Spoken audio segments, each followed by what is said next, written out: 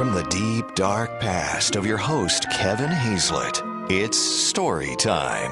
The statute of limitations for all criminal and civil prosecution is passed, and if they haven't, any of the events depicted in said stories all took place in international waters and outside the jurisdiction of any U.S. courts or their territories. Any likeness to people you may actually know is purely coincidental. Side effects of listening to too many stories include shortness of breath and bloating. And I've had to kind of like an impacted bowel. I've had to save these stories and not let them come out when my kids were younger because I didn't want them to be emulated. You don't want to give them ideas. Or replicated. So I want to take you back to about my sophomore year in high school, and we thought it was a good idea. I don't know where we thought this was a good idea to purchase, I think we bought like 20 dozen eggs. And you know, a night that starts off with 20 dozen eggs is not going to end well. And this night was no different. So we went out egging people, cars, houses. I mean, I'm embarrassed to tell you, it was wrong. Just indiscriminately? Like no, targeted. Did they have it coming at least? Not really. You know, this was.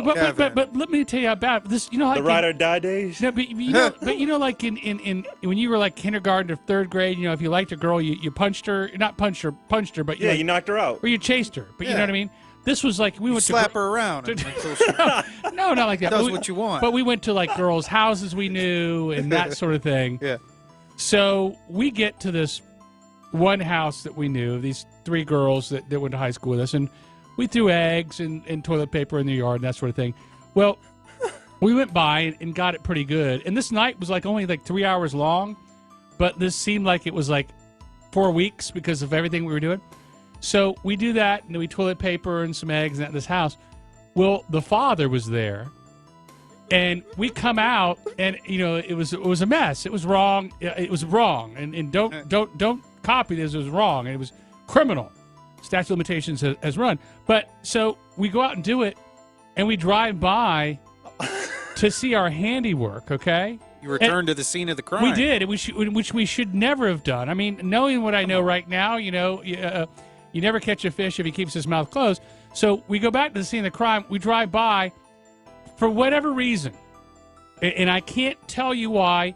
It seemed to me that it made sense at that point in my head to come out as the dad's out there with a rake trying to clean, the trees. And the three girls are out there. They're cleaning. With tears in their eyes? Well, they're being forced to do it because somehow it's their fault. And we drive by kind of slow. And I'm in the passenger seat. My buddy's driving. There's four of us in this old Camaro. It was a cool Camaro at the time, you know.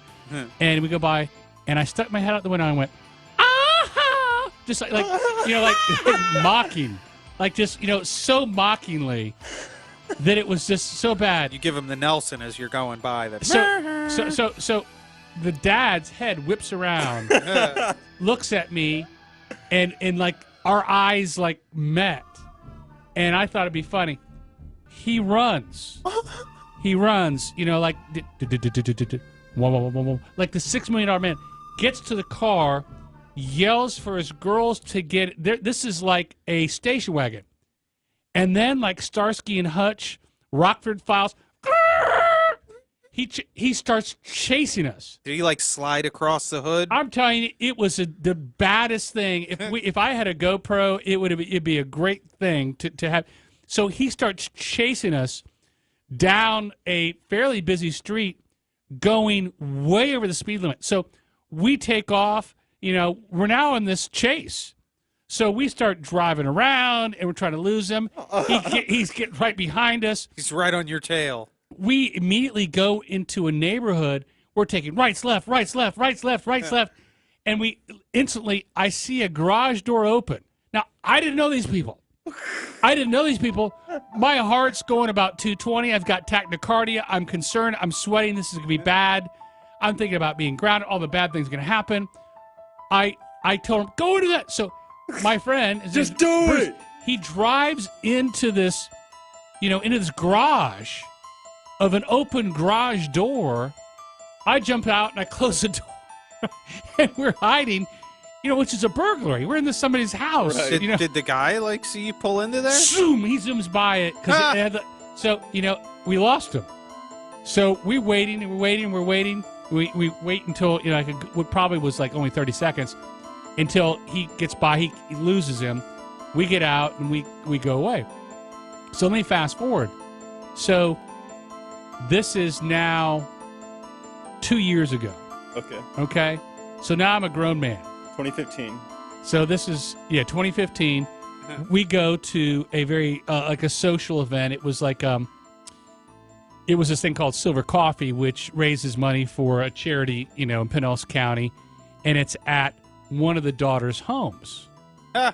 So she is now grown up. I went to high school with her. I've seen her many times. Known her. She married a friend of mine, got divorced, married somebody else. Is the dad there? The dad is there. So I've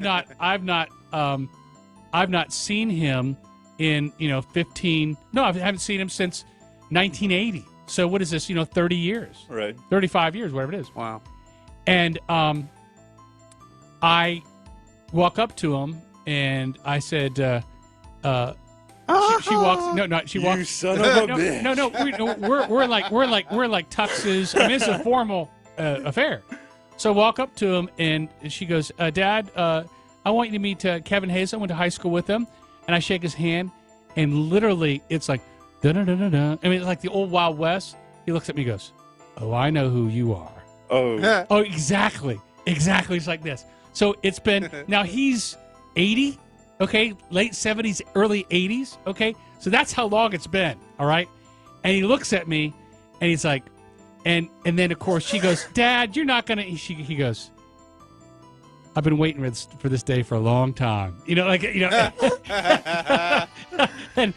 he's like, he goes, son, if this was 20 years ago, I'd whoop your behind. I mean, he's like, he's Wow. still, I mean, it is still pent up. Still pissed. I mean, he had not let go at all. He's still shaking your At hand while all. he's telling you all this? At all. But it's so funny.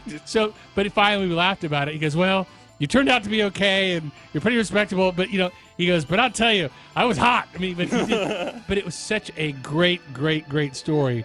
And I recounted it, and of course he remembered it like it was yesterday.